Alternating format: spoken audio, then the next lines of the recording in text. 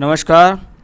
एक 34 वर्षीय महिला की कुंडली हमारे सामने, जिनका जन्म 25 अक्टूबर 1985 प्रातः 5:30 बजे हुआ। कन्या लगन की कुंडली है और चंद्रमा कुंभ राशि में बैठा हुआ है। यहाँ चंद्रमा छठे घर के अंदर बैठा है कुंभ राशि में। राशि के स्वामी शनि देव हैं और लगन के स्वामी बुध हैं। राशि के स्वामी से अगर बात करें तो ये कुंभ राशि की कुंडली है और कुंभ राशि में चंद्रमा छठे घर में बैठा हुआ है। जब छठे घर का चंद्रमा होता है तो शास्त्र कहता है ऐसा चंद्रमा जीवन में जो भी प्राप्तियां देगा वो संघर्ष के साथ देगा। व्यक्ति को जीवन में कोई भी चीज़ें आसानी से प्राप्त नहीं होती। ऐसा व्यक्ति संघर्ष करके जीवन में कुछ भी अर्जन करता है, लेकिन संघर्ष के साथ ही साथ चंद्रमा इस कुंडली में लाभेश हैं और अपने से अष्टम में पड़ा हुआ है, यानी लाभ प्राप्ति में कठिनाइयाँ या परेशानी की स्थितियाँ का होना। कुंभ राशि वालों को शनि की 7.5 का पहला चरण शुरू हो चुका है। जब चंद्रमा से 12वें घर में शनि आ जाए तो ऐसी स्थिति व्यक्ति को आय से अधिक खर्च या खर्च के कारण होने वाली परेशानियां, छोटे मोटे रोग पे खर्चा होना, पैसे की अधिक खर्च होना और अनिद्रा की शिकायत, नींद का प्रॉपर ना आना, ऐसी स्थिति को भी ये प्लैनेट शो करता है। अब बात करते हैं हम आपकी कुंडली के अंदर लग्न की। ये लग्न है, लगन में मंगल और शुक्र विराजमान है। मंगल अष्टमेश हैं। अष्टमेश जब लगन में बैठ जाता है तो ये भी एक अड़चनों का कारक कहलाता है। तृतीयेश है, आपको साहस दे रहा है, हिम्मत दे रहा है, लेकिन यही कॉम्बिनेशन आपको अड़चने भी दे रहा है, क्योंकि ये मंगल है और मंगल की राशि में राहु बैठा हुआ है। ये आपको एग्रेशन दे सकता है, जिद्दी बना सकता है, स्वभाव में अडिगता दे सकता है, क्रोध दे सकता है। वो स्थिति भी यहाँ दिखाई देती है। ऐसे लोगों से अगर प्रेम पूर्वक काम निकाला जाए तो ऐसे व्यक्ति पूरे दिन काम करते रहते हैं, लेकिन थोड़ा बहुत भी किसी ने छेड़ दिया है, कुछ कह दिया तो मामला बहुत अधिक गड़बड़ हो जाता है। साथ ही साथ आपके एक सवाल का जवाब भी मैं देना चाहूँगा। जब 8वें घर के अंदर अशुभ ग्रहों का प्रभाव हो, अष्टम में राहु है, मंगल की दृष्टि पड़ी हुई है और सामने भी सूर्य केतु का योग है, ससुराल पक्ष से होने वाली परेशानी, कहीं भी शादी होती ससुराल पक्ष से आपको परेशानी आएगी ही आएगी। उनके साथ वैचारिक मतभेद या समस्या आपको होंगी ही होंगी। लगन में शुक्र भी है, भाग्येश और द्वितीयेश है। ये आपके भाग्य के लिए अच्छा है, आपको जीवन में सुख सुविधा मुहैया कराएगा। और जब मंगल बुध की राशि में लगन में बैठता है तो ये व्यक्ति को कुछ स्वभाव से चतुर भी बनाता है। जब मंगल शुक्र का योग लगन कुंडली के लगन में बन रहा है, ऐसा व्यक्ति थोड़ा शौकीन मिजाज या शौक पसंद होता है। जीवन में उसकी बड़ी इच्छाएं होती हैं कि मैं बहुत बढ़िया और लग्जीरियस जीवन बिताऊं, क्योंकि ये मंगल और शुक्र व्यक्ति को दिन प्रतिदिन आकर्षण की तरफ खींचते रहते हैं। अब मंगल यहाँ चौथे घर का पे दृष्टि दे रहा है, सप्तम पे दे रहा है, अष्टम पे दे रहा है और मंगल दोष भी है। यह स्थिति आपके वैवाहिक जीवन में भी प्रॉब्लमेटिक कंडीशन को पैदा कर रही है। साथ ही साथ आप इनकी नवांश कुंडली देखिए, जहाँ से मैं वैवाहिक जीवन देखता हूँ। नवांश में लगन में शनि राहु का योग, सप्तम में मंगल केतु का योग और बृहस्पति जो कि पति का कारक है वो मंगल शनि से प्रभावित है। इसका मतलब इस कुंडली के अंदर वैवाहिक जीवन को भी लेकर अच्छे संकेत यहाँ दिखाई नहीं दे रहे हैं। मनमुटाव रहना, पति के साथ वैमनस्य रहना, पति के साथ वैचारिक मतभेद रहना, वो यहाँ साफ तौर पर दर्शित हो रहा है। अतः आपको अपनी मैरिड लाइफ को भी संभाल कर चलना होगा।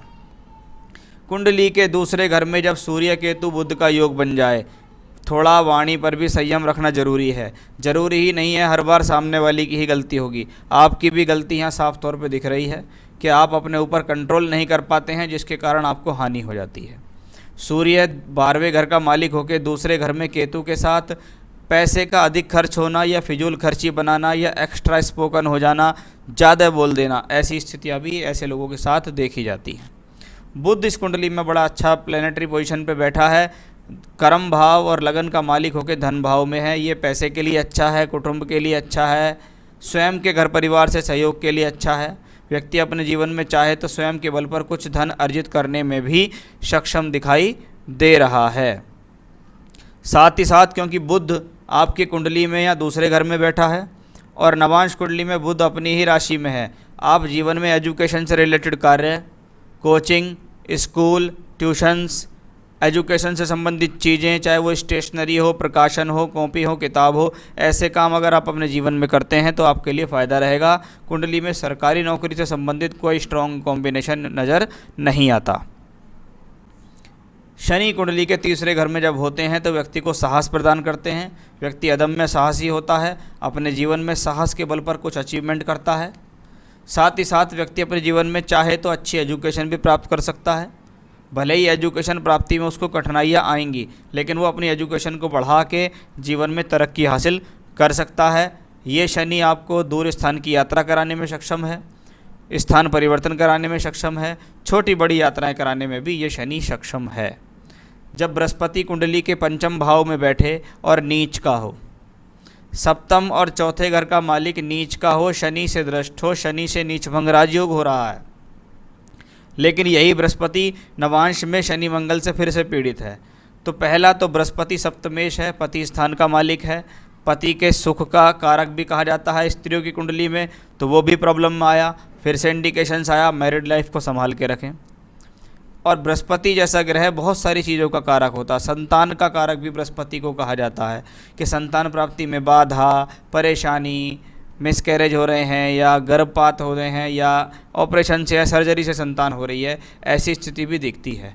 बृहस्पति का इतना कमज़ोर होना शास्त्र में अच्छा नहीं माना जाता। मकान से संबंधित सुख मिलने में कठिनाइयाँ होती हैं। तो ये थी आपकी हॉरोस्कोप, जिसके बारे में मैंने ग्रहों के बारे में बताया। बाकी कुंडली अच्छी है या ख़राब है ये दशाओं पर निर्भर करती है। आपकी कुंडली में ग्रह अच्छे हैं और उसकी दशा आपको आ गई तो आप जीवन में तरक्की करेंगे। जैसे कि वर्तमान में आपको बुध की महादशा चल रही है। बुध क्या है? कर्मेश लग्नेश होके सेकंड हाउस में। अब मैंने आपको जो भी काम बताए थे कि आप इन कामों में फ़ायदा ले सकते हैं, उन कामों को आप जीवन में कभी भी शुरू कर लो, क्योंकि आपको वर्तमान से लेकर आने वाले समय तक लगातार इस प्रकार के योग शुरू चल रहे हैं। सोर्स ऑफ इनकम बन सकती है, इन्हीं के द्वारा आप अपने जीवन में पैसा कमा सकते हैं। तो वो स्थिति यहाँ दिखाई दे रही है। अभी बुध में चंद्रमा फरवरी 2021 तक चलता दिखाई दे रहा है। उसके बाद बुध में मंगल आएगा। चंद्रमा तक तो कोई दिक्कत नहीं है। चंद्रमा क्या है? छठे घर में है, साढ़े साथी से भी पीड़ित है, हेल्थ इश्यूज़ देगा, आपको बीमार रखेगा, आपको परेशान करेगा। उसके बाद आएगी बुध में मंगल की दशा। देखिए फरवरी 21 से फरवरी 22 आपको सबसे ज़्यादा ध्यान रखना है, अपनी वाणी पर संयम रखना है, क्रोध से बचना है, कुटुंब से वालों से नहीं लड़ना है, ससुराल पक्ष से नहीं लड़ना है, पति के साथ अच्छे तालमेल बना के रहने हैं, क्योंकि वो एक साल आपके जीवन का बड़ा टिपिकल समय आने वाला है। बुध में मंगल से लेकर बुध में राहु सितंबर 24 तक चलेगा। इस दौरान आप कोई भी गलती स्वयं से ना करें, जल्दबाजी में ना पड़ें, क्रोध में ना पड़ें, गुस्से से दूर रहें। बहुत सारी चीज़ों का आपका ध्यान रखना होगा, नहीं तो आपका अच्छा खासा विवाद अपने ससुराल वालों से और अपने पति से हो सकता है। और ये स्थिति अगर एक बार बढ़नी शुरू हो गई तो ऐसा ना हो कि आप हस्बैंड से ही कहने लगे भाई यहाँ से या तो सेपरेट हो जाओ या मुझे डाइवोर्स दे दो। ऐसी कंडीशन भी आ सकती है। उसके लिए लास्ट में उपाय मैं आपको बताऊंगा, जो करेंगे तो उनसे लाभ मिलेगा। आपने कहा है बचपन से रोगी हैं, क्या भविष्य में भी रोगी रहेंगे या कोई गंभीर समस्या तो नहीं है? गंभीर समस्या कुछ नहीं है, लेकिन हाँ हेल्थ इश्यूज इस कुंडली में हैं, उनको कवर करने के लिए मैं आपको रेमेडी बताऊंगा जिनसे इनको अवश्य लाभ मिलेगा। जिद्दी नेचर हैं, क्रोधी स्वभाव हैं, शत्रु अधिक है, मतलब जल्दी से किसी से बनती नहीं है, वो सब बात मैं आपको बता चुका। शत्रु वत्रु यहाँ कोई नहीं है। बात यह है कि अपने मन से शत्रु किसी को मान लो या क्रोध में आ जाओ या किसी से कोई फालतू बोल दो तो अपने आप शत्रु बन जाते हैं। भविष्य में धन, वाहन, मकान का योग कब तक है? देखिए धन की बात करें तो सोर्स ऑफ इनकम आज अपने बल के ऊपर अगर आप बनाना शुरू करें कि मैं अपने बलबूते पैसा कमाना चाहती हूँ, तो आपके पास अभी भी समय चल रहा है, आप स्टार्टिंग कर सकते हैं। साथ ही साथ जीवन में धन आपको मिलेगा। मकान से संबंधित स्थितियाँ जो हैं वो आपकी इस कुंडली के अंदर थोड़ा सा मुझे डिले दिखाई दी हैं। फिर भी मैं आपको कहूँगा जब बुध में बृहस्पति की दशा आएगी, जैसे सितंबर 24 से दिसंबर 26 के बीच, आपको भूमि, जमीन, जायदाद, वाहन संबंधित सुख उस दौरान अवश्य मिलेगा। बच्चों और ससुराल में कोई कहना नहीं मानता। देखिए वो आपके कहीं ना कहीं स्वभाव में भी जो इन्वॉल्व है। मुझे लगता है कि आपको अपने ऊपर भी संयम रखना चाहिए। आप ठीक हैं, आप क्रोधी नहीं हैं, आप जल्दबाज नहीं हैं, थोड़ा वेट करो। देखो कुछ चीज़ें कुंडली में ऐसी होती हैं, अब आपको नहीं मिलना ससुराल पक्ष से कोई बहुत अच्छा सहयोग या लाभ, तो अपना उसी हिसाब से अपने आप को मेंटेन करके रखो। जो अपनी जिम्मेवारी उनको करो। बाकी कोई तुमको उसको शाबाशी देता है तो ठीक, शाबाशी नहीं देता तो भी ठीक। अगर ये सोच के करो कि मैं काम कर रही हूँ, मुझे शाबाशी मिलनी चाहिए, तो आप उस चीज़ को भूल जाओ। अपना कर्तव्य निभाओ और शांत रहो। किस कार्य वर्ग में सफलता मिलेगी या गवर्नमेंट जॉब लगेगी? कार्य सफलता मैंने आपको बता दी है। गवर्नमेंट जॉब के बारे में कुछ भी इंडिकेशन इस कुंडली में नहीं है। वैवाहिक सुख, ससुराल का सुख नहीं मिलेगा, उसके बारे में मैं आपको बता चुका हूँ। आपने कहा है कि इनको कोई बड़ी भाभी हमारे विरुद्ध कोई कानूनी या पुलिस केस तो नहीं करेगी। देखिए, अभी फरवरी 21 से सितंबर 24 का समय इनकी कुंडली से टिपिकल है। क्यों टिपिकल है? बुध बैठा है कुंडली के दूसरे घर में, साथ में सूर्य केतु हैं, ये वाणी का स्थान। उसके बाद आएगी मंगल और मंगल के बाद आएगी राहु। अगर आपकी तरफ से कोई भी विवाद हुआ, एक्स्ट्रा स्पोकन हुए, जल्दबाजी करी, तू मैं ज़्यादा बढ़ गई, कोई विवाद हो गया, तो निश्चित है आपको किसी न किसी प्रकार के कोर्ट केस का भी सामना करना पड़ सकता है। इसलिए सबसे ज़्यादा आपको ज़रूरी है कि आपका आने वाला समय कठिन है, उस कठिन समय को निकालो, नहीं तो बिना बात के किसी न किसी के विवाद में पड़ जाओगे। और जितनी सारी समस्या मैंने आपको बताई है, वो सारी समस्या आपको आने वाले समय में भुगतनी पड़ेंगी। अब इन सारी समस्याओं से भुगतने के लिए, बचने के लिए आपको करना क्या चाहिए? सबसे पहले हेल्थ, देवी कवच का पाठ करो रोज़ाना। मैं उसका लिंक दे दूंगा, उसको सुनो, उसके साथ बोलो, उसका पाठ करो। वो दुर्गा सप्तशती से लिया गया है। देवी कवच करो रोज़ाना। सुबह और शाम बजरंग बाण का पाठ करोगे आप, सुबह भी करोगे, शाम को भी करोगे। मंगलवार के मंगलवार हनुमान जी के मंदिर जाओगे, वहाँ प्रसाद चढ़ाओगे आप स्वयं, और वहाँ पे खड़े होकर बजरंग बाण का पाठ करोगे। शनिवार की शाम को मिट्टी के दीपक में सरसों के तेल का दीपक जलाना है आपको, पीपल के पेड़ के नीचे जलाना है, शाम के समय जलाना है, और वहाँ पर खड़े होकर फिर बजरंग बाण का पाठ करना है। तो मंगल शनि वाला ये उपाय, बजरंग बाण का पाठ और देवी कवच, ये आपको निरंतरता से करना होगा। अगर आप अपने वैवाहिक जीवन को अच्छा बनाना चाहते हैं, सबसे अच्छा रहना चाहते हैं, किसी प्रकार का कोई कलह, विवाद या परेशानी नहीं चाहते, बीमारी से मुक्त रहना चाहते हैं, तो ये सारी रेमेडी जो मैंने आपको बताई हैं वो आपको करनी होंगी। साथ ही साथ शुक्र ग्रह को थोड़ा सा आप मजबूत बनाइएगा अपने को। तो आप चाहें तो एक अच्छा सा फायर ओपल भी पहन सकते हैं, एक डबल फायर ऑस्ट्रेलियन ओपल आपको यहाँ पहनना चाहिए।